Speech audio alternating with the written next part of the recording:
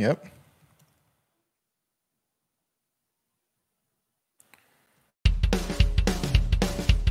Dee and Daniel. Dee and Daniel. Dee and Daniel. Oh, Dee and Daniel. Dee and Daniel. Dee and Daniel. Just shut up and start the show. Please shut up and stop and start the show. We should put a please in there. Why are we so impolite to each other? It is good to see you, my friend. How's everybody doing out there in the chat? I'm glad that you guys have stopped by today. Dee and I have a great show in store. There's something that's actually that's been kind of rolling around in a bunch of different channels lately, where people have been talking about, how do I make money on YouTube? Everybody sort of kind of understands the AdSense proposition of how ads can deliver money to creators. But one of the things that that a lot of new creators who haven't met monetization, not only do they not quite understand monetization, what's available, but the other things that they could potentially do to make money right now, regardless of whether your channel size or if you choose to become a member of the YouTube Partner Program. Dee, I mean, what do you think, Dee? Well, I think when people when people are getting started, one of the biggest mistakes I see, and I know you see it, and everybody sees it on every group and in Twitter, they're just holding on to that dream of becoming monetized, not realizing that they don't have to wait to get into the partner program before they can actually start making money. Yeah, that's a huge mistake. So we're going to go over today different things that you can do in addition to that, but different things you can do to start making money immediately on the platform. Excellent. I love it. I love it. How do we sound out there, everybody? Give us a thumbs up if we sound good, if we look good, if we're coming in reasonably clear.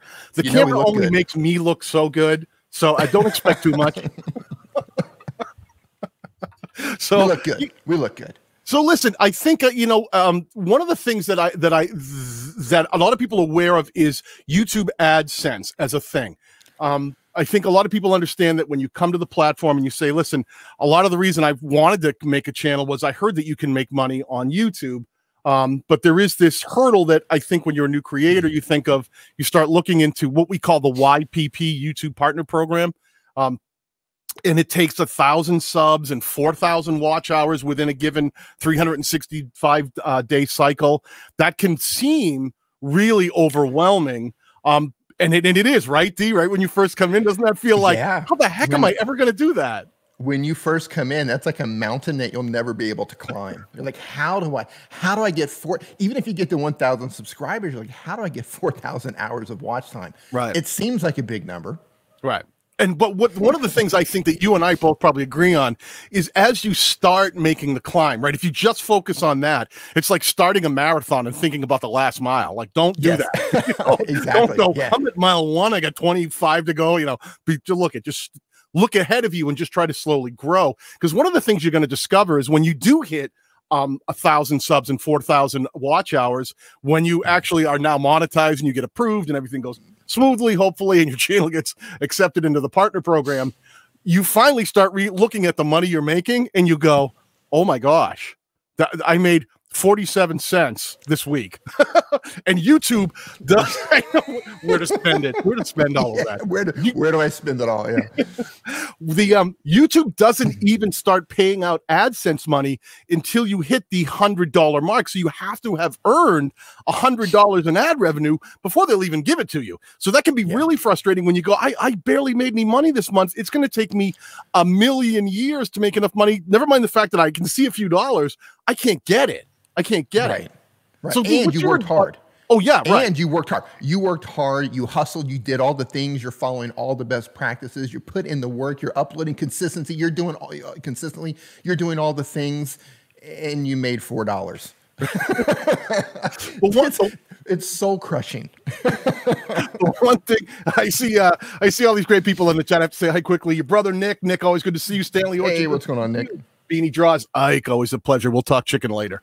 So listen, when you do get monetized, and I know it will happen for anyone out there who's putting their nose to the grindstone and really wants to make that happen. We're going to give you some tips today on how to do things other than just monetization, but then to understand some of the other aspects of AdSense revenue too, because it's not just about the ads that are played alongside your video. You will find that as you start growing your channel, the growth on the platform is cumulative and exponential, meaning the rate that you're growing at today will be amplified as your channel gets bigger. So I don't want you guys to panic like, you know, it's going to take me my entire lifetime to make $100. And then the second 100, I don't know how I'm going to get there. Just, you know, just let your channel build out your catalog. And as you do that, you're going to start putting a lot of pieces in place that all drive small amounts of views, and each drives a little bit of revenue. And that as that catalog gets bigger, suddenly the AdSense money makes a lot more sense. Was that sense and sense? Those are two different words. I'll spell them later.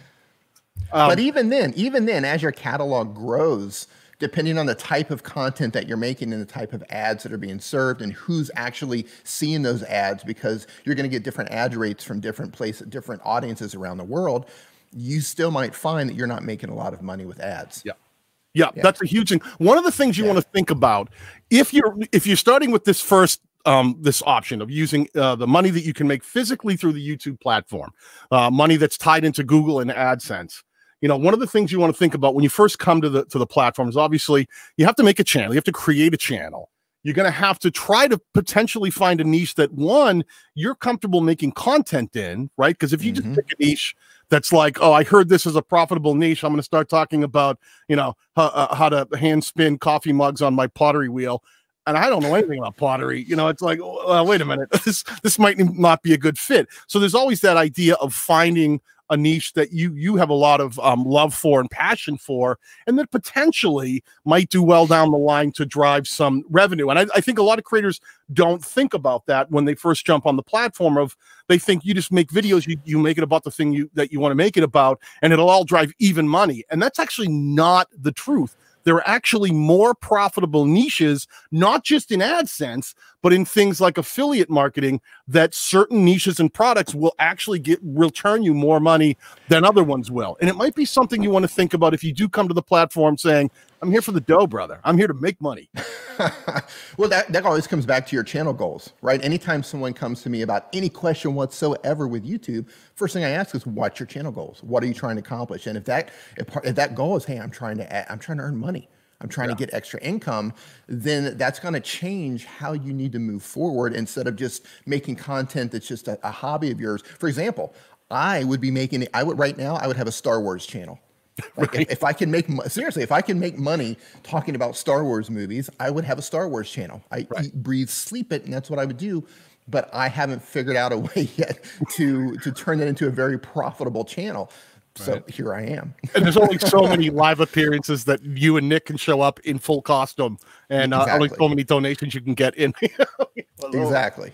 Well, here, let me quickly jump into this. So we know what AdSense is. I think most of us understand the YouTube Partner Program and how it works. There's some things you want to think about if you are looking at the YouTube Partner Program and putting ads around your videos. There are things like what types of ads that you're going to run if you're going that route. Clearly, there's display ads, there's overlay ads, there's skippable ads, there's unskippable ads. One of the things we should talk about recently, YouTube is changing as of, I think, the end of this month. Correct me if I'm wrong, but they used to be that there was what we call mid-roll ads. That means if a video is a certain length, you can actually insert ads in the middle somewhere, and to let a video play in the middle, and it was another opportunity to make a little more money, drop an ad where you think it might make sense without disrupting the viewer flow and the viewer experience. And it used to be videos had to be 10 minutes, but recently YouTube is changing that to 8 minutes.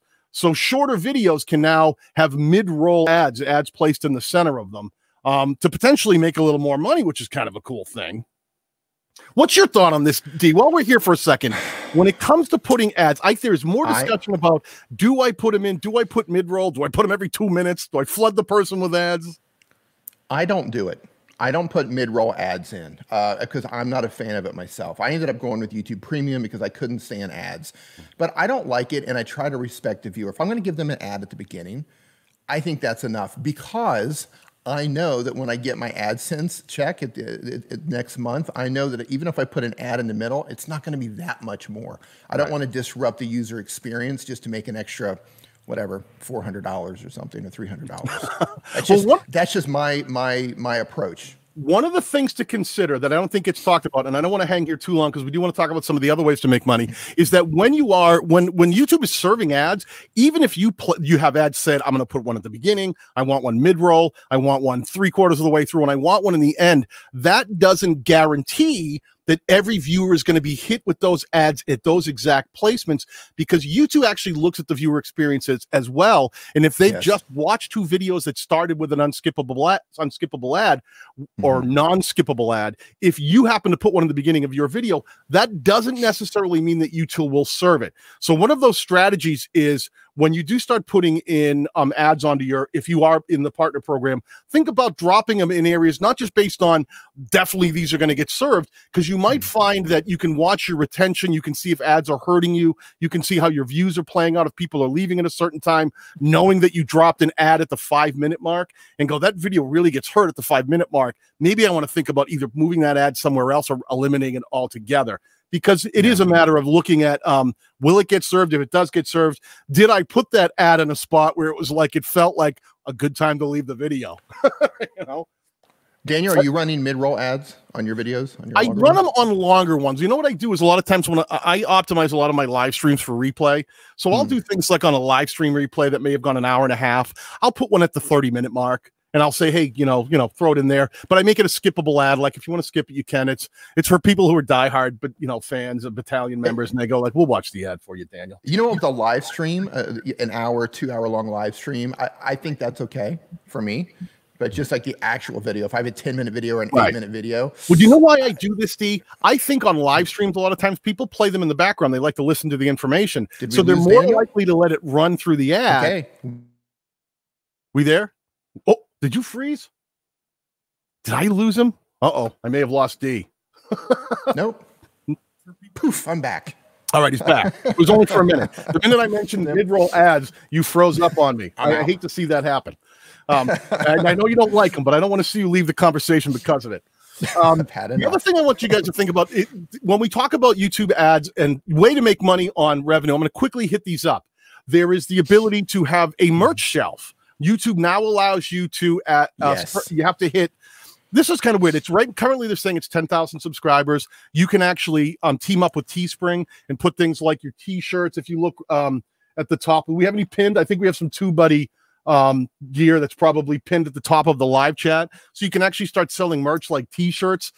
There's things like Superchats and super stickers that people in the chat can post. In TubeBuddy, we don't run them. We don't want your money. We just want to disseminate the information that hopefully help you.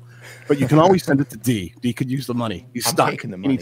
I'm taking the money. If you saw the thumbnail to this live stream, I'm counting the money. He's our bookie collector.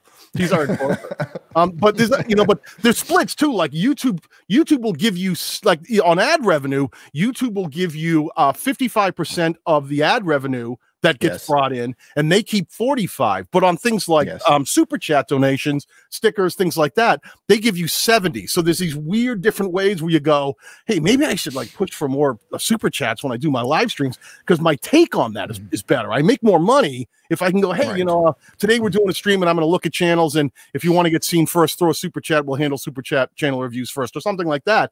Anything that pushes a super chat, you're going to get more money that way. And you do have to kind of think of it like a business. Do you think that that's cruel as a creator to go, to think of it like, hey, these things make me more money, I'm going to lean on them more? No, if your goal is to make money on the platform, that's exactly what you need to do. You need to organize everything so that you can make money. Like if that's your goal, right? Yeah. If that's your goal. And I want to back up just for a second and talk about the merch shelf, because obviously not everybody has access to that just yet. And again, I get asked a lot too, like, hey, I want to sell products, I want to sell shirts, but I don't have the merch shelf. You don't have to have the merch shelf in order to sell your own t-shirts or hats, or you can use Spreadshirt, you can use Teespring and just link them out in your description. You don't have to actually have the merch shelf. It's handy, but you don't have to have it in order to sell those products. And each one of these are going to work a little different. I remember before YouTube brought in Teespring, I think you had to have a certain amount of orders for Teespring to use Teespring. Like they wouldn't do one-off orders unless they do it now on the merch shelf. Right. If you're associated with your YouTube channel, and that merch shelf. But they used to, I think they had minimum orders. They may not have that anymore. The thing I used to like about Spreadshirt, and exactly that, you could make merch. You could wear your shirt in your video, right? And you could go to Spreadshirt. If you had 20 subscribers, you could make shirts on Spreadshirt. It doesn't cost you a thing to do. You do the design, you post it up, and the only money that gets spent is when someone decides to purchase. They then print that shirt out. You set your margins of how much you want to make. There's the amount that Spreadshirt's going to make for the cost of making it and delivering it. They give you the option to add on whatever you'd like to make as a percentage, and that's the total price. So that's a really great way right now. If you don't have no out of pocket, make some nothing out of pocket. Yeah. Or make some anything. They have different stuff. It's not just shirts too. It's like they have all kinds of products that you can make, not just your logo, but anything you think that might be interesting that might get your viewers to go, oh, I love a shirt. I'd love to have a shirt like that. You could say, if you like the shirt, down below, make sure you click the link in the description. I've got this shirt for sale. And it's an easy way to make money, because if you could sell a shirt, you can make $4, $5, $7, $10 on a shirt. Whereas if you're trying to get ad revenue and you're a small channel, that could take you a month to make. Yes, absolutely. And one more thing, if you start selling shirts, you'll find that the different types of shirts that you make, for example, the different materials that you choose, a t-shirt versus a hoodie, you can make more profits selling one over the other. So if you're trying to make more money, you might want to push one of those more than the other. Exactly. Love it. Love it. Yeah. Another thing that we have in the YouTube, and the way you can get paid on YouTube, is they have memberships now. Memberships is funny. I got memberships when I hit maybe 50,000 subscribers. D had gone all the way to about 70, and he was like, "Where is my membership?" But he finally got it. Thanks to you, I have my memberships. I reached out. We made something happen. But I know people who have under 20,000 subscribers, people who've had 3, 5, 10, who have been brought into the memberships program because they do have a requirement, but they're slowly rolling it out, and they've been changing some of the dynamics by which it's presented to creators. Yes. So you may end up with channel memberships, which is a great way to make money, because you can set your own tiers of how much you'd like to charge, and then you can just make sure that you offer something that your channel doesn't. Maybe it's a little more content, maybe it's a little more in-depth ability to get to you. In my case, I have a channel memberships where it comes with, members only live streams, members only content to help you optimize your channels. We have a members only Facebook group where we sit and talk about growth strategies every day. It's really fantastic, and it's a great way to make money. But if you don't have memberships, I was just going to say, if you're not part of the battalion membership, you need to become part of that. The Facebook group alone is worth the money. We do have a great group. We have a great group. You do have a great group. Yeah. So here's the thing. If you don't have access to this, that's fine too, because there's different ways that you can cultivate your own members. You can use Patreon, and you can also use Buy Me a Coffee. Ooh, yeah. Now, as far as I know, Buy Me a Coffee is not a recurring system, but it costs you nothing to get set up, and people can actually come in and buy you a coffee, or you can change it to Buy Me a Pizza or whatever it is that you want. People can essentially just give you tips, and it pays out to your PayPal. And it's two different ways. And the way memberships work is kind of cool, because there's no real long-term contracts. You can set your own tiers, and people can come in and decide to join and kind of leave at any time. They can say, I just want to join for a few months and I'm good. But they've also made it now. I was talking to one of the guys from the alternative marketing team, and they're making a new tier now where people can prepay potentially 3 months, 6 months, instead of that monthly recurring $7 fee or $4 fee or $5 fee. They can go, listen, I just want to pay $30 and be good for 6 months. And then, and you can do that. So that's a really great way. It's a really great way to make money, because those are, again, recurring fees. If you get 100 members, 100 channel members at a $4.99 tier, now I think it's memberships, I believe, is 70%. So you don't make the full $500, but you make like $350 some odd dollars, and you go, that's a nice little take for making some extra content. And I make you have a small 100 channel membership group, you can do really good things. And if having an extra $350 a month, that's an electric bill and a phone payment, and depending where you live, that might be rent.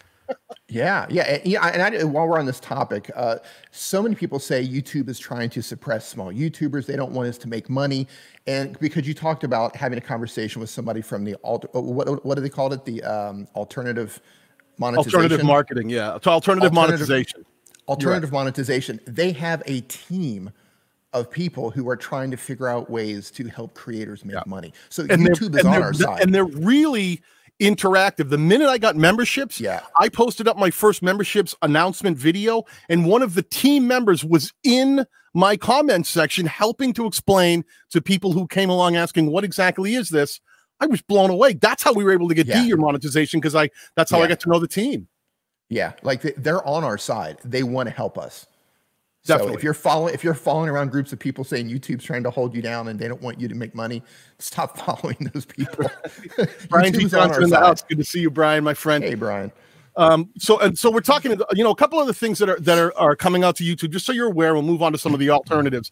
YouTube Applause. I haven't even seen this feature because I haven't seen it either. Yeah. But Andrew Can has it. That's the ability. They put this underneath the videos. You have the ability to send out I think it's $1.99 or $2, and it's not exactly. Andrew would tell us. It's like a clap. If you really liked a video, you can actually applaud that video and send a couple bucks to the creator and go, hey, man, this is really good. It was worth a couple bucks. And it's real time because it's passive. That's the viewer catching your video somewhere out, in the stratosphere of YouTube, and you're not actively having to do anything to support that. They just like the piece of content you made. They throw you some money. It could be 10 months, a year and a half after you made it. And all of a sudden they just found it and they go, hey, man, that was really good. It was helpful. Here's a couple of bucks. And those little couple of bucks add up. It's essentially a $2 tip. It's a $2 tip, and especially if you're making evergreen content meaning it's going to always be around, it's always going to be relevant, people are always going to be finding it. That piece of content, once you have this feature, if everybody ends up getting this feature, it's always going to be around where people can potentially give you a $2 tip if they found value in it. That's huge. And all of these little pieces, right? So all of these things we've mentioned they all get served in your AdSense payment, because the way YouTube handles things is they make their payout through the AdSense, the Google AdSense program. So all of these little things, even though they're not ad revenue, they take your amount of money that your channel made, and it just keeps growing and growing and growing. Another new thing that's just coming out, this was just introduced on my channel, is the YouTube Brand Connect, which allows us to actually start deciding which kinds of people instead of YouTube just putting the ads in front of your channel and letting people bid on it, you can actually reach out and start negotiating who's going to be putting ads in front of your content, make some brand deals with them, and actually start you can act as your own salesperson. Like Dee said, people think that YouTube isn't there trying to help YouTube creators make money, but they actually are. This is new. So what it does is, their actual description is, YouTube Brand Connect helps you get paid to include the advertiser content in your videos and provides campaign management resources. You always retain creative control who you choose to work with. So it really is a next tier of deciding, hey, maybe there's some stuff I don't want advertised on my channel, but I don't want to just shut everything off and not make money, but I can talk to people who maybe really would like to be associated with my channel and make some better deals with them. Kind of cool, right? Yeah, I haven't used it yet. I have access to it, but I haven't used it yet. Have you? I haven't used it. I'm dying to dig into that. Okay, so that's kind of your AdSense umbrella. That's the one I think we just want to make sure you understood. There's more than just ads running. All of this stuff plays together. All those super chats, all of the other applause features and things, they all come together in your AdSense payment memberships. So that's a way that you can make sure that every time Google cuts you a check, it's a better check. It's better. And for those of you who live outside of the U.S., because I get asked this question a lot, especially people, I have subscribers from India and Bangladesh and Malaysia. What's that word? So Bangladesh. I'm tripping over my words here already. It's still early for me. I usually don't wake up till the crack of noon. But they ask me, well, how do I get paid? Now, I know when you're in the U.S., you can get paid through direct deposit, and correct me if I'm wrong, and through a check. But if you're an international user, they send you a wire. They send you a wire transfer to the bank. And we should mention that not all of these YouTube features are available to all regions. So you're going to find, even if I have a feature like memberships on my channel, you might be in a country that doesn't allow memberships or doesn't have memberships yet, and you can't become a channel member, or you can't, like the applause feature. I can't applaud anybody. I know Andrew has it. I've tried to go to his channel and see it. Like it's not there. I can't see it. I'm not in the right place, time, and configuration to do it yet. So you don't know the right people. I don't. I gotta find better friends, better cast of characters to hang out with. Just you and me, Dave. So listen, ride or die, man. Ride or die. one of the first things that I think once you get past the sort of AdSense paradigm, right? I'm not big enough to make a lot of money on YouTube. I've learned about Patreon, but I don't know if I can do Patreon yet. That seems like it's a lot of work. I've learned about how to make your own t-shirts and do Spreadshirt and thing, but I don't know if I'm ready to make shirts that anyone would buy. I've got, a couple hundred subscribers. How am I going to make money today? Right. Affiliate marketing. Dee, talk to me about affiliate marketing. Affiliate marketing, if you don't know what affiliate marketing is, let's talk about TubeBuddy, for example. Let's talk about TubeBuddy. TubeBuddy has an affiliate marketing program to where you sign up, you give them your information, and they give you a link that they track. You put that link in your description, you can tweet it out, you can put it on Facebook, put it on your website, put it in your emails that you send out, put it wherever you want. And if anyone joins TubeBuddy through that link, you're going to get paid a commission of the sale. Now, there's a lot of companies that do this. You can do this with Amazon. You can do this with Epidemic Sound. You can do this with lots of different companies. And this is a way that you can start making money today if you partner up with the right type of companies. Yeah. And I got to tell you, and each one of these, this is something that you guys can do right now. Right in the chat right now, today. I just said, Zenturion said, TubeBuddy has the best affiliate program. No lie. TubeBuddy will give up to 50% commission for super affiliates. And I think the entry level, Andrew, correct me if I'm wrong, is about 30% free to become an affiliate. All you have to do is become an affiliate, easy to sign up. And if you're making a video and you say, hey, I actually use TubeBuddy to help me optimize this video. If you're interested in learning more about TubeBuddy, I've got an affiliate link down in the description. And all that person has to do is click and decide to buy a $4 license. You'll get paid a portion of that every single month. It's recurring, recurring. As long as they have their license, every time they get billed, you get a piece of the action. That's how affiliate marketing works. And it's not, and that's something you might be thinking, well, yeah, I use TubeBuddy, but it doesn't necessarily relate to my channel. But there are a lot of other great affiliate marketing programs. Dee, hook me up. Tell me about how someone else could make some money. Yeah, well, like I said before, there are music programs you can do this with. There's hosting services that you can do this with. Amazon is a big one. A lot of people use Amazon. Of course, they don't pay out a lot. However, they do pay out. So, for example, let's say you have you're an artist or you're a creator like us. Anytime I make a video where I'm talking about a specific microphone, I'm going to make sure that I put a link to that microphone or any of the accessories that I talk about in the video down in the description. And I let people know that there's links down in the description. Now, the cool thing about Amazon is when someone clicks on your link, it doesn't matter if they click to see the microphone, whatever they go to purchase. So let's just say I talk about a microphone in a video. I'm not only going to see sales from that microphone because Amazon will place a cookie in the viewer's browser. Like it might be a microphone and a blender. Like you might end up getting a bunch of other things. And we're going to talk to you about what you've been cooking up in the kitchen with the microphone and the blender. It's time to cook. Right. But you get a lot of, it adds up, especially if you're getting a lot of views. That can really add up. And one of the things you want to think about is actually Amazon has product categories. So when you're thinking, we talked earlier about the kind of channel you want to make, the Amazon percentages can range anywhere from 1% to 10%.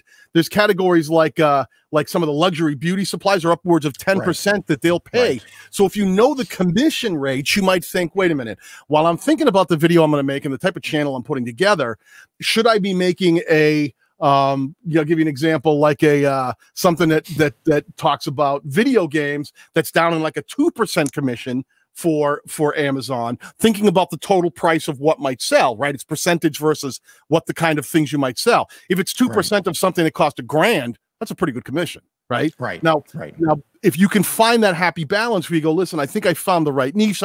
This is what I love making content about. I can easily sign up for Amazon affiliates and I can start talking about your brother, Nick. I'm going to jump for a second. Your brother, Nick, recently put out a video where he talked about this very thing. And he said, there's things you can do. Like people want to learn. If you're in a niche where you're talking about the microphone in front of you, you can say, I want to talk to you about 2 mics and I'm going to compare them.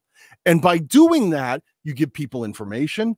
You put 2 products in front of them that they may have been interested in one, but you get them to learn about another. And now you've doubled your potential for sales by saying, you tell them the information and you say, by the way, I have a couple affiliate links down below. If you're interested in learning more about either one of these mics, click down below.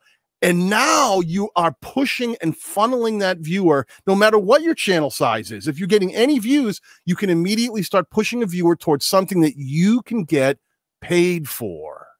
Yeah, and a perfect example, I mentioned artists before I started talking about my microphone. If you're painting, like, you can talk about the different brushes you have. You can talk about the specific paint that you're getting or the canvases, like, whatever it is. If you are working with any products whatsoever and whatever type of content that you're making, you can make videos about that or discuss that in videos and link out to that. And for me, my strategy isn't so much to get them to look at that particular microphone. I mean, that's great if they'll go and they'll purchase that microphone, especially if it will help them. But I just want them to click on the link. Right. Because then that cookie's going to get set. So if they do buy a blender, right? If they do, I believe, I had somebody buy a lawnmower. So, well, you know, when I think Dee Niman, I think trim the lawn. Yeah. Now I believe that, and I could be wrong. Correct me if I'm wrong, anyone out there. I think the cookie is like a 24-hour cookie too. It's not just like you'll be there for a second. It kind of sits in your browser. So I think it's a day, yeah. Yeah, it's like, so if that person is back on Amazon an hour later and they still have that tracking cookie and they look at something else, they kept the window open and they're sitting there looking at other stuff and go, I did see that. I didn't buy the thing that Dee recommended, but I did get the weed whacker. Right. I didn't want the lawnmower, but I wanted the hedge trimmer, which is actually what my barber uses. That cookie will remain unless they click on someone else's Amazon link, and then that cookie will get set. Nice. And side note here, Amazon is doing that. They now have live streaming. I don't know if some of you know this, but Amazon has Amazon Live, and they are now accepting people to go live on the Amazon website. So you can live stream and you can talk about particular products that are unique to your niche. You can go, it doesn't cost you anything to apply, but here's the thing. If you are going to apply, they're going to give you options on which channel you want to connect to. Connect with whatever channel. So if you have a larger audience on Twitter, use Twitter as the account that you want to show them. Nice. Use your largest account to get approved. One of the things because I do really like Amazon, because I think it's easy. I think it's easy for anyone to start making money on Amazon. Is consider the region you're in too, because Amazon has different Amazon sites for the different areas that it serves, right? So if you're in the United Kingdom, if you're in England and you're hoping to make a lot of sales at a smaller country and you're hoping to reach the United States, Amazon allows you to nationalize your sales so that you can actually create a United States account and then put them together. And I think they call it their one link, where you can have one link, and no matter who clicks it, it will defer to the Amazon in their country, right? Because if they get sent to the US site, they go like, I can't buy from here. They got to ship from US to I'm in the wrong site. So think about the way you set up your Amazon associates account so that so that's definitely giving you the maximum potential to reach anyone who might click in the regions that Amazon will serve. And I don't think I made this clear when I was talking about the live streaming. When you're talking about the products while you're streaming live, you choose the products, and if you can sell those products while you're live, you get paid a commission. So you actually get paid. You get paid the live stream if you can sell those products. And that's so funny, because we know so many people who, are great live streamers, small channels that go, look, I do live streams. I get 25, 30 people and it's great. Yes. You push them in all that direction and say, I'm going to be live on Amazon talking about some of the equipment that I use every single day. If you're somebody who does video editing, if you do camera tutorials, if you do backyard barbecuing, if you're a landscaper and you sell lawnmowers, or weed whackers, or shears. If you use those things, you can say, hey man, this is what I use when I weed whack. Yeah, absolutely. You're an artist, you're a barber, doesn't matter. If you work with products, you can talk about those products and how they help you. Yeah, never be afraid to push people towards something that can generate some income. And you don't have to be the biggest salesperson in the world. The first thing is, if you just make content that provides value, people will take an interest in your thing. And it doesn't have to be 9 million views. It can be a couple of hundred views and people go, I just really like this video. And if you can get a good conversion rate, and every one of those conversion drives you a couple bucks, and you get like a 5% conversion, then you go, look, I just made another 15, 20, 25 bucks for a video that's just sitting out there this month. It just sits there and it starts passively pushing money your way. And you just hit on something very important. If you provide value, you don't have to be a salesman or saleswoman. You don't have to push it, buy this, buy this. make a video that provides value and explain how that product, be legit, explain how that product helped you. People will buy that thing if they need it. If they find it that it could be valuable to them too, they will buy it. If it's within their budget. 100%. Yeah. So so there's a lot of ones you can look at for affiliate marketing. You can look at, Shopify is a great one. ClickBank is another one. Amazon is a great one. Definitely TubeBuddy. Do a little research and you'll be surprised how you can actually find some decent affiliate marketing and some links that will probably make sense within your niche without having to try to shoehorn something like a sales pitch in. It's just something you may naturally be doing that you can easily say, I'm here all day. Do I ever talk about guitars? But I could easily say, hey, if you want to know, I play guitar. If you actually want to know what this guitar is, I got a link down below to the company that sells that one, and they're on sale this week. Yeah. Or the sign behind you, or the microphone in front of your face, or the chair that you're sitting in. Yep. Anything. Or the conditioner that you used in your hair this morning. Listen, clearly the conditioner's not working the way it's supposed to, and maybe that's not a good sell. Okay. So listen, another thing that I think that a lot of people don't realize that you can do that right off the bat, let me rephrase it. I think people are aware of this, but sometimes they come into this looking for something and get hit with something else, and that's sponsored videos. I know the minute my channel started getting any size, it wasn't even big. I think I just broken monetization. I may have been before. I immediately started getting people sending me offers for like, hey, we have this thing, whatever this is, right? We're like, listen, we're interested in having you talk about this on your channel, and this is what we're willing to offer you. Dee, talk to me a little bit about companies that approach you trying to get you to talk about this.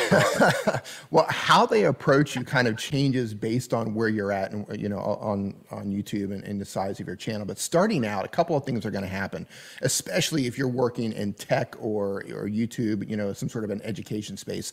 You're going to get hit up by people who want you to do a ton of work for virtually nothing. Here we have this $20 item or this $50 item. We want to send you this item. We want you to make a full video on this item, give us a positive review on this item. We want you to do all this work and we'll give you this $50 item. That costs them $19. That costs them $19. Or you're going to get hit up by people who are reselling products on Amazon. Like, hey, we sell this thing on Amazon. You buy it, we'll reimburse you with PayPal, and then we want you to make a review for us on Amazon, make a video about it. There's a lot of ways that companies will try to take advantage of new creators when you're starting, and it's exciting. It's exciting because people are interested in you. People have found you, and you're like, wow, I might get free stuff. Do you know why why do they want you to buy the product and then they'll reimburse you? Because then it's a verified sale. When you give a review as a verified sale, it means a lot more. Yeah. So and I'll tell you this, I look at Amazon reviews completely different now. Yeah. Now that I know how things work, like one of the things you definitely want to think about, and I've made videos in this on my channel. There are companies out there that will reach out to you and go, hey, we've got this new microphone that we'd love to send you. And if you'd like to work with us, and you get excited because you're like, I've never been approached by a company. They're going to give me something. They're going to give me something. Now, meanwhile, you're a travel channel and you all of a sudden have a microphone that they want you to do an entire video about microphones. And all they're going to give you is a $27 microphone that costs them $6.95 to make. And they want you to buy it first by going to Amazon. One of the things that I want everyone to be aware of is be very careful about companies that will try to take advantage of you when you're small because they know you're hungry and they see value in your channel. Yes. That's super. I get them, even to this day, I get people going, we'll give you this $26 microphone if you'll do an entire review on it. And I'll be like, I guess that might fit into my value proposition, but I've got 120 some odd thousand subs. I'm going to do an entire video for $27. I don't think so. Not really. I will say this. Though, to be fair, if someone approaches you and says, hey, we want to give you this product, not an Amazon reseller, but the company, we want to give you this product. And if they want to make a video, if it's a product that you think that you actually use or a product that you want, I was actually thinking about buying a particular gimbal. And then it was the universe is like, hey, how about this company just sends you an email and they say, hey, we'll send you some gimbals. Like I was going to make a video anyway. So Yeah. when they're like, hey, can we send it to you? I was like, yeah, I was actually going to buy it anyway, so send it on out. And So on any you can level, make those videos, yeah. right. I don't want to be insulting. If I sounded that way, I didn't mean to. If you're someone that is just starting out, you're not monetized, you're a small channel, you're dealing with filming like on whatever you have, like a phone, you haven't had a chance to even buy a mic to go with it, and then someone reaches out to you and says, hey, and it works for your niche, it's the kind of stuff you're talking about, tech, and they go, hey, we'll send you the microphone, we'd like you to do a review, and you go, I wanted to buy a video, and a $26 microphone was more than I was going to have before I made this video. And it makes sense to me because I really would love that mic and I can't afford it right now. Take the deal and go, hey, if it makes sense. Yeah. And I want to tell you something. Listen, I'm going to put, let me see. Just don't let them take advantage of you. Don't let them take advantage of you. I'll talk about this a little more. Whenever you talk to these people, make sure that you're not being asked to do anything that you don't want to do, that pushes you outside of your comfort zone. Okay. Yes. You're going to get that a lot. And what you're going to find is you need to learn to say no. The hardest thing to learn to do is to say no. I was approached recently by a company who asked me to do a video for them, and they offered me less than 25% of what I usually charge for a video. And I said, thank you very much. I'm sorry, that's a lot below my usual price, but I wish you nothing but success with your product. And they came back and said, well, just wondering, what is your price? And I told them, and lo and behold, they came back a few days later and said, we're in, let's do it.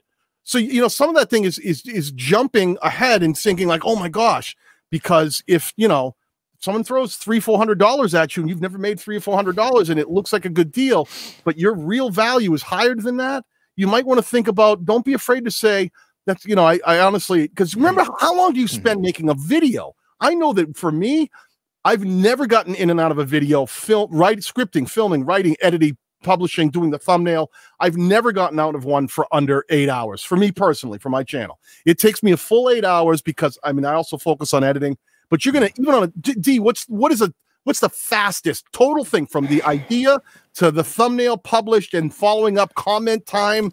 Well, I'm a little bit faster than you because I don't go into the in-depth editing. That's just wide open for comments right there. Because I don't do all the editing that you do.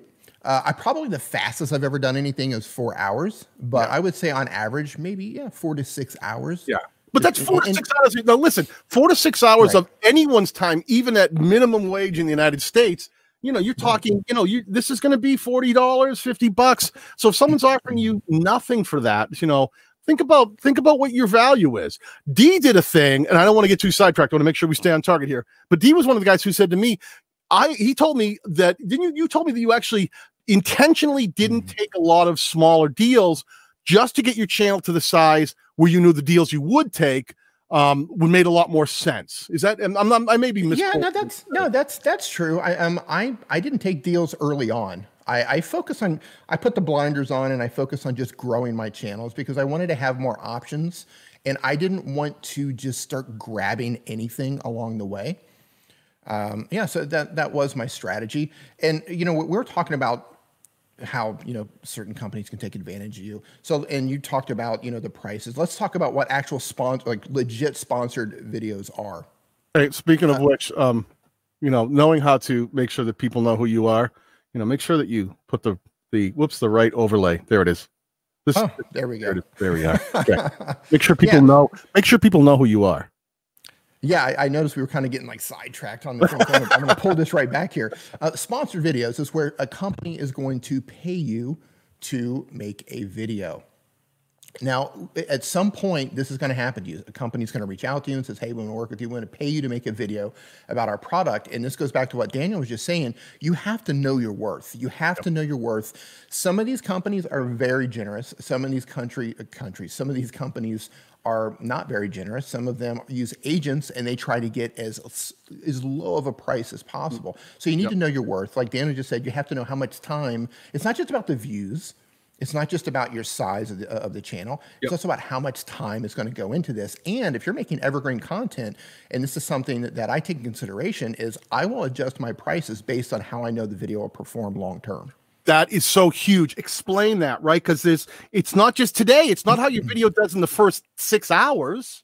Right, right. So one of the strategies that I do, because the majority of my content is search-based, I base most of my content for search traffic. So I know that when I do a sponsored video, the first day, the first week, sometimes the first 2 or 3 months, the video actually doesn't perform that well. But I know over the course of 4 or 5 or 6 months, that video is going to end up getting a lot of views, and I'm going to drive a lot of business to that particular sponsor. So I'm very open, very upfront, and I let them know, hey, the way my channel works, this particular type of content sometimes takes a little bit to get the ball rolling. And if they're not okay with that, I'll pass on the deal. Back to what Daniel said earlier, don't be afraid to say no. Don't be afraid to walk away from a deal. Don't be afraid to say no. Make deals that make sense to you. I have made, there's one particular deal that I wish I didn't make, but you learn as you go. And I will say this. Yeah, we've both done it. I will say this. If you get into a position where a brand wants you to do something exclusively, where you don't work with their competition, of course, this is your choice, but based on my own experience, if I could go back in time, I would either refuse that deal or I would charge 10 times the price. Yeah. 10 times what the price happens is you grow quickly. One of the things that listen, right now in the chat, one of the things that I think, and I don't want to derail this, but one of the things that I offer on my website, a lot of times people go, what do I do, Daniel, when a company reaches out to me and says, we'd like to work with you. We have a microphone and we have a this that we're representing, and we'd like to do a collab. They always call it a collab as if we're just going to hang out. There's no money involved. We're just doing something together. We want to partner with you. We want to partner with you. Yeah. One of the hardest things that most younger, smaller channels deal with is how do you respond? What do you say? What do you do? The very first thing that I do that's done really well for me is when I talk to a company, I say, I'd be very interested in that. Let me hit you with a proposal. And I'm putting a link in the chat right now. That's a free downloadable template, media sponsorship agreement that a lot of times people don't know what they're supposed to say, what they're supposed to cover. If a sponsor wants to work with you, they're going to set the deal the way they want it. You want to make sure you have a deal in place that says things like they can't take your content and cut it up and use it somewhere else. They don't have any rights to your AdSense money if you're monetized or if you're planning on getting monetized. That video should only be hosted on your channel, and they're allowed to share it by link, but they don't have any rights to the physical video itself. These are things that you really, there's also things like how often are they allowed to ask for an edit? If you make the video and go, here's the video, and they go, we want you to change something.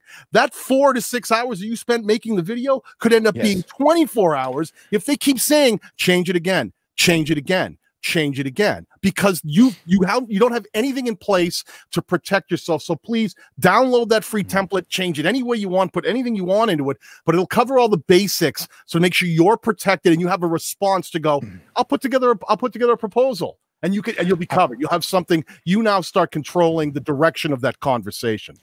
I'm glad you mentioned that, because a lot of companies are spending ad money in places like Facebook and places like Instagram, and they want to use the video that you made as their advertisement. So they want to pay you a certain amount of money for the video that you're going to make on YouTube, which is fine. And like Daniel said, they're going to clip that and they're going to run ads on that. And that's fine if you work that into a deal, but ask them early on, do you have any plans? Or you can just tell them no out of the gate. But if you want to try to make some more money, use that as leverage to say, do you have any plans to run ads on Facebook, Instagram, or any place else? And if the answer is yes, you can charge them more money. Yep. You can charge them more money for that. Don't let the companies take advantage of you. And you have a lot of them will. A lot of them will. They will. And if you give them the permission to take the video and start cutting it up the way they want, they may not cut it in a way you want, and they could make you look bad, and it could actually hurt your image. So one of the things is, like I said, I posted in there that resource. If you come to the table prepared, it makes you look like we're not playing around. I'm professional. I know what I'm doing here. Even if you've never done a sponsorship deal, you say, this is what I'd like. This is how much it's going to cost. I'll give you any editing beyond the initial video will cost you this much an hour. So you say it all up front, and you say, how long? A lot of times they'll push you. Like, did you make it yet? Did you make it yet? You got to set your times. You got to give me X amount of days after you give me access to the product to actually make the video. You can't sit here saying, where's the video? But I didn't get access to the product till 3 days in, so all of these things are really, really important to make sure that you're in control. Always be in control of the conversation when you're dealing with potential sponsors. And I just want to say that through my journey so far, the things that I've learned, the mistakes that I've made. I'm at the point now when somebody sends me an email about a product and like, hey, we have this, I'm going to use a gimbal, right? We have this new gimbal. We want to send it out to you. You can make a video. I'm very straight with these companies. And I say, hey, here's how I handle products. Send me the product if you want to send me the product. If I think it's good and I think my community will enjoy or it's going to help my community, and if I can work this into a video, maybe I will. If I want to make a video about it, maybe I will, but I'm under no obligation to make a video about your product. Send it if you want.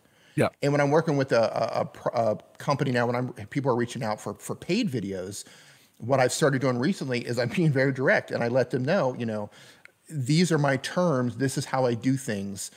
I don't want to work with companies who have the embargoes, for example. You see how many times you've gone to YouTube and a particular camera gets released and your entire YouTube feed is like, here's 100 videos of this particular camera. It's because they had a embargo telling all these creators, you have to make videos about it, has to be released on this certain day at this certain time, not a minute before. And then they are really, there's just certain things that I don't want to be a part of. Right. So I'm very straight and I'm very direct with the brands now to let them know how I work, how many edits you're going to get, which is you can look at it once and you can have a small correction if I say something that's actually incorrect.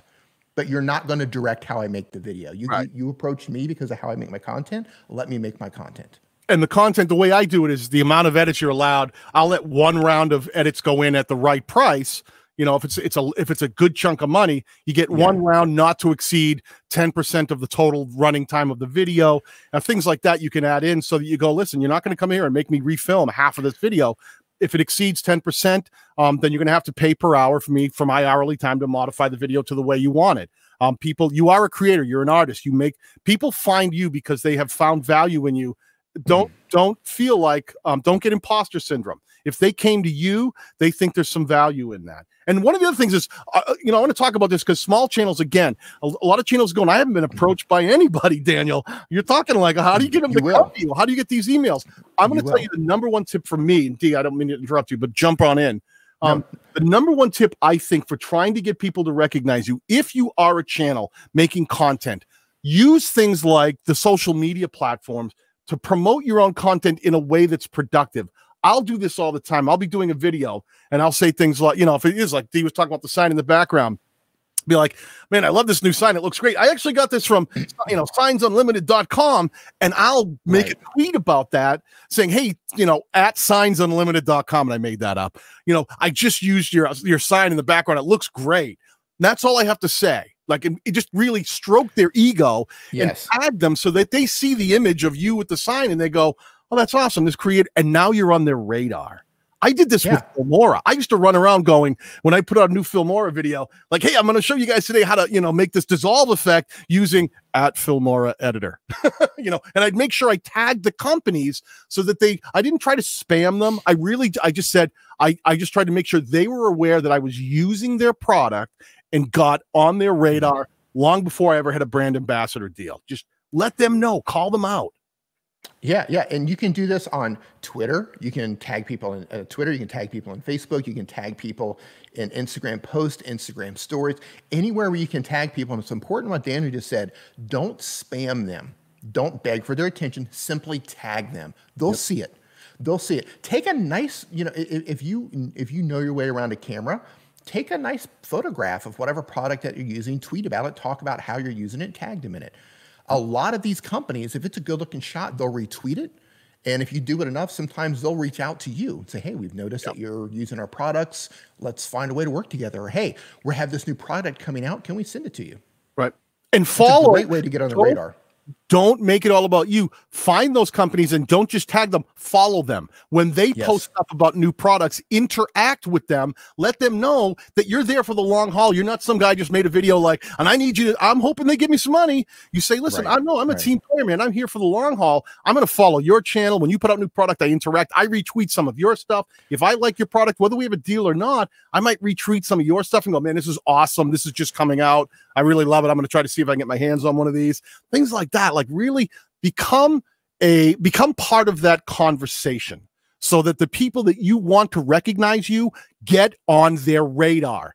Start doing it now in a non-spammy way. Just start saying like exactly what Dee said, man. Just take the great shot. They will retreat it. They got specific people who do nothing but, there's like specific teams that do the Twitter account. There's specific teams that do the Instagram account. They have their own people in place for just those reasons. So as you start to get to know the different pieces of the company, when it comes time to maybe make a deal, you'll have other representatives who already work for that company going, oh yeah, Dean Inman, we know him. Yeah, we see he's he's mentioned us a couple of times. Yeah, we really like his channel. We'd love to do business with him.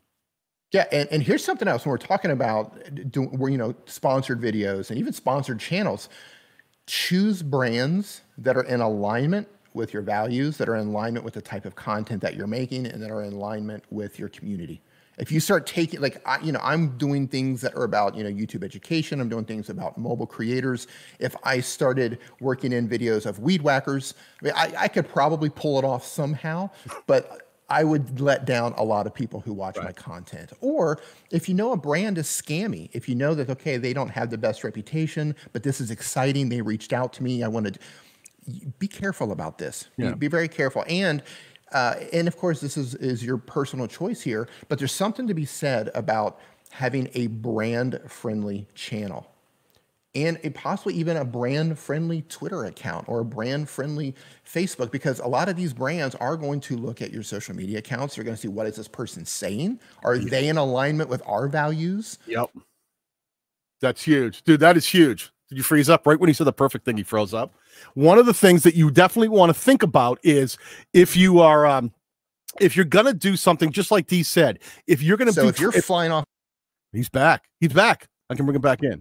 You were frozen. I don't know what's happening today. Okay. Yeah. This is what happened. Where did I freeze? You said brand friendly. We're talking about brand friendly Twitter accounts, brand friendly. Oh, yeah. Explain that a little deeper, because think about this, folks. Like, you may have made one tweet about your new video and how you use that product. Oh, I saw this. Now I use that guitar, or, this is really great. I really appreciate it. And you hit them up.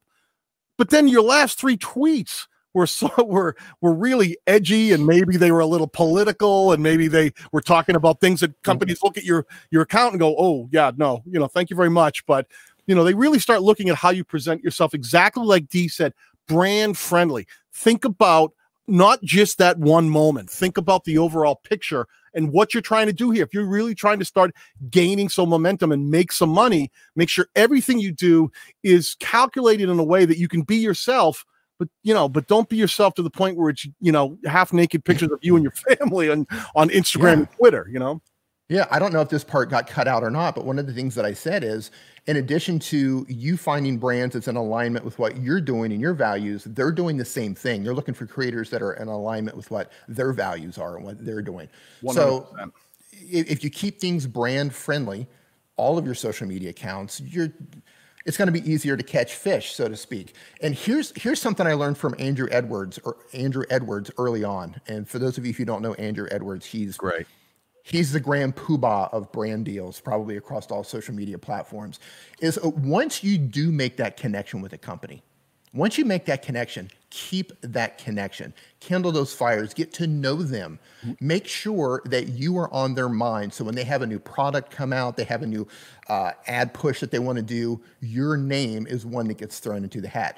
Get to know them. Andrew told me that, it's not just about the deals. He gets to know what's going on in their life. Yeah. He has those communications. Hey, how's it going? How are the kids? Like, he gets to know them, and he's the one, like, when something pops up, oh, Andrew, he's always on the top of their mind. So that's a little tip. Just keep that communication going. Andrew Can is in the chat right now saying connections with companies is how he's here. He's told that story. Like, it was his connection before he ever worked with TubeBuddy and talking about them that made them reach out to him and go, hey, we'd like to talk to you about something, so that's really how it happens. That's more powerful than you can possibly imagine. I want to talk about one other thing. We're pushing our time slot here. And then that is something that I think that every small creator should start doing today. And it's email marketing. Start building an email list, start gathering emails. And I think that that's something that a lot of people go, well, I don't have any idea how to do that, Daniel. What are you talking about? But it's a very simple strategy by which you start using the content on your channel to say things like, you know, hey, listen, if you sometimes it's as simple as giving away something free, a PDF. If you're a cooking channel, hey, if you want to know the recipe for this, I actually have it in a PDF. Don't just put the recipe in your description where they'll take it. So you can download. I'll give you the whole the entire thing that walks you through this entire recipe as a PDF. Click over here and you can download it for free and put it behind an email opt-in, so that it says, okay, you drop your email, brings them right to the download link. They get it for free for having given you their email option, their email address, and you start building a list of emails from people who are targeted and interested in your thing, your content, your channel. That is unbelievably powerful, because a lot of people think just YouTube, like I just make my money on YouTube. YouTube could go away tomorrow. YouTube controls. Roberto Blake calls this living on leased land. We're here, right? It is. Tomorrow, it is. the channel could get taken down. The YouTube could explode. The platform could stop working. We could have another copper crisis. Rules. Yeah.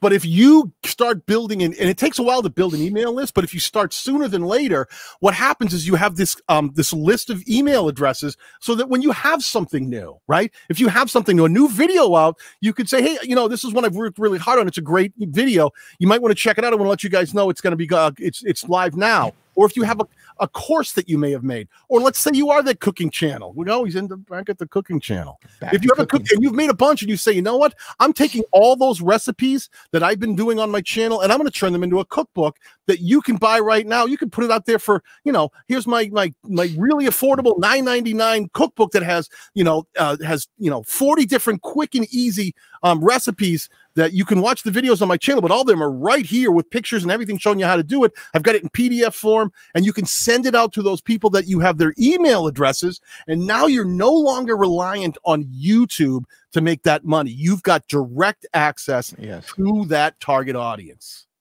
Yeah, that's spot on. And I want to back up for a moment, because we kind of skipped over something real quick with sponsors and companies. It's very important. You need a media kit. If you don't know what a media kit is, go to Google, type in, how do I make a media kit? Or reach out to one of us. I'm sure either one of us is happy to help you with that, but you need a media kit. This is basically a PDF or some sort of a form that tells the brands what your channel is about, what your values are, what your mission is, what your data is, what your stats are. And this is something that a lot of companies are going to see. And don't be afraid to reach out to companies. But when you reach out to companies, don't talk about me. Talk about what you can do for them. Hey, love your products. I use your products. I think your products will sell to my channel or to my community. I think they would absolutely love it. And approach them with an idea. Approach them with an idea for 3 videos. Don't just try to go for 1 video. Approach them with an idea for 3 videos. Here's my idea, 3 videos. I think my community would eat this up. They would love your products. What do you think?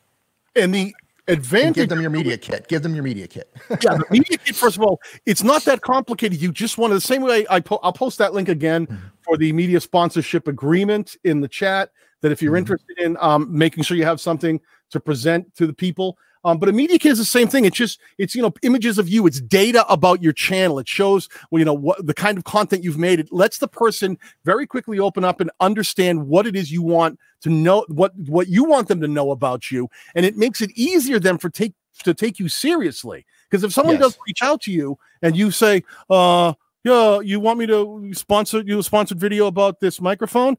What'd you have in mind? You don't. Right. That's the worst way they automatically know. I could take advantage of this guy. He doesn't know anything, and he's not prepared for this conversation. So the more prepared you are by things like a media sponsorship agreement, an actual media kit that really encapsulates where your channel is at, and learn to highlight the things on your channel that do well. If you've got a couple videos that have really exploded, show that data, show those numbers, show the views, show the graph of it growing over time, show the potential of where this stuff could go. So when you say to somebody, hey, when I make a video today, look at this. Well, this is the reason I come to, I bring a lot of value, is that video doesn't necessarily drive 1,000 views in the first day, but look at this one that drove, 4,000 views over 3 months. It only had a few hundred views in the first week, but look what it did over time, because that's the way I build content. And it's your chance to really say the things that your channel may not be able to say, or your content, or the thing that they're looking at